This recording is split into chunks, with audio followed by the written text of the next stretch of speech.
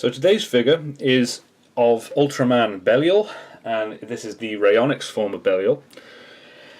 And I've wanted a 6-inch figure of this form of Belial for a long while. I have a 6-inch Kaiju Darkness, and I have a 4-inch version of this actual figure, but I've wanted a 6-inch figure of this form for a long time, and it's really nice. This figure, I'll just say from the start, is meant to have an accessory. It's meant to come with the Giga Battlenizer, which for those of you who don't know is kind of like a pole arm that he uses.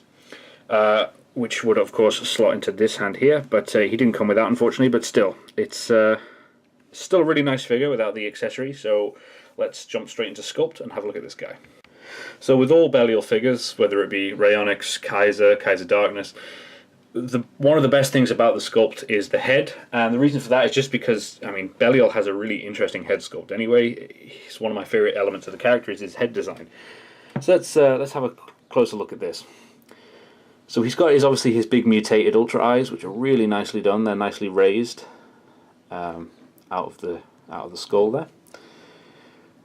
He's got this sort of menacing grin with his like blocky teeth, which the Ultra Act figures do. His mouth does open, but I don't ever remember him opening his mouth in the film. But still, it's a really nice mouth design. I've always liked that because it's the only sort of Ultra that has like an open mouth design, which I really like. And it adds to the sort of like streamlined effect of his face, which is accented by this fin here. These ridges there and everything. Everything's very nicely done. If we go down to his neck, you've got all the patterns of Belial's body.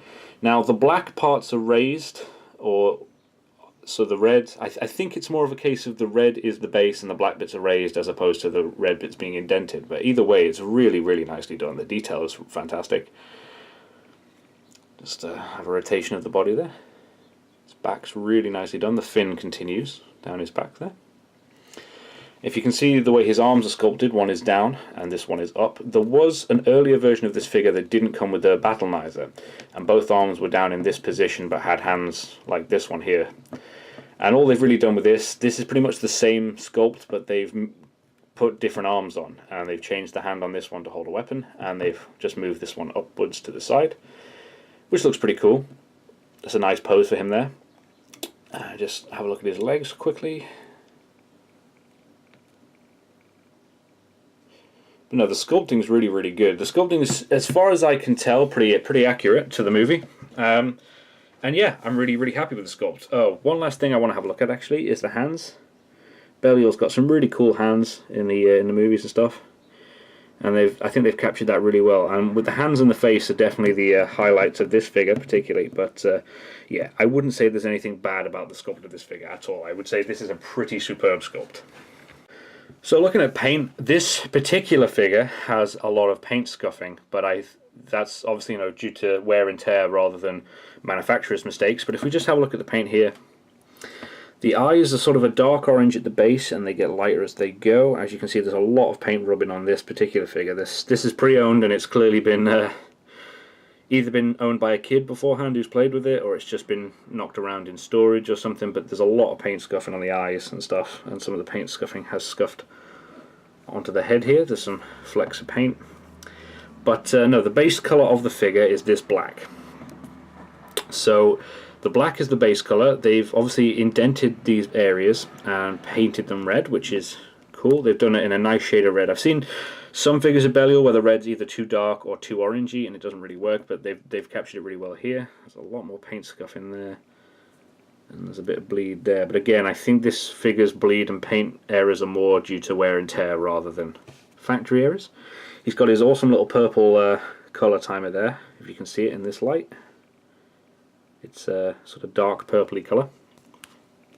There's no paint on the hands at all, but there doesn't really need to be. And yeah, the paint just continues. Oh, dropped him there. The paint just continues and is really nice. As I said, the paint on this figure is excellent. This particular example is really scuffed and has a lot of wear, but I don't consider wear and tear to be bad signs of the figure, because obviously that's not fair. Factory errors I will consider, so paint errors or lack of paint or whatever. But yeah, this figure is a wonderful figure. It's clearly just been loved beforehand or used beforehand, and the paint has sort of worn a bit. But I imagine in its prime, this figure looked even more amazing than it does now. And I can't stress enough how happy I am with this one, even with the paint scuffing. So I can't imagine how amazing it would have looked in a new condition. But yeah, I can't fault the paint job on this. In terms of articulation, Belial, despite being part of the Ultra Monster series, has the exact same articulation as an Ultra figure, not a Kaiju. So he's got 360 degree rotation at this arm, 360 degree rotation at that arm, and 360 degree rotation at the waist, but his waist is a little stiff. It does rotate, but it's a little bit stiff. The joint itself is actually kind of loose on this one, but again, that's more wear and tear. But no, the articulation is good. It's the articulation I would expect from a figure of Belial, with him being an Ultra, and yeah, it's functional. The waist is a little bit stiff, but the arms are particularly good, so that's definitely a positive. Now, I actually paid £6 for this with free postage. It didn't come with a tag, and it didn't come with a Battleizer, so that's fair enough, I suppose. This figure is quite expensive if you want it with the Battleizer. There's a couple on eBay going with the Battleizer in the US and Japan, and they're selling for around 20 quid with postage. So it's quite expensive for what it is, I guess. But having said that, it is one of my favourite figures in my collection. So yeah, I would happily pay 25 quid for this. I'm glad I managed to get it cheaper. I would probably prefer it with the Battleizer, and if I ever see another one of this figure relatively cheap with the Battleizer, I might buy another one, but I might just buy a Battleizer if I can find. But no, for 25 quid I think it's really reasonable. But you're going to have a hard time finding it without finding it abroad. If you're in the UK, it'll be more difficult for you to find, as most of them seem to be in the US and Japan. So obviously import fees are considered there, which will add to the postage and the price of the figure, so you'll end up paying quite a lot for this, which is unfortunate because it is an awesome figure. But if you can find it from a UK seller, then I definitely recommend paying anything 25 quid and under, I would say, is my my recommendation for pricing. So for scaling, I was going to scale him with some actual Kaiju, but I think I'm going to just scale him with some Ultras. He stands sort of just over 6 inches. My first figure I'm going to use for size comparison is one of the more common Ultra figures at the moment, and that is from the Spark Doll range. And that is Ultraman King. I believe I've looked at him for scaling with maybe Gomez, I can't remember. Or maybe Gazura. I've definitely used this guy for scaling before, but he's about 5 inches. So if we scale him here with Belial,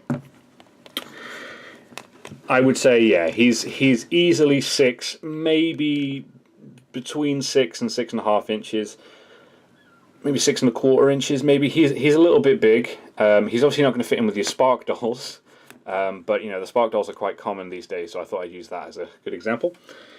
And just have another look at a different Belial figure. This figure is from the more recent and more common Ultra Monster EX series, and it is the Kaiser Darkness incarnation of Belial. Now this is the sort of final incarnation of Belial from the online web series Ultra Zero Fight, and I think he's in a couple of games as well.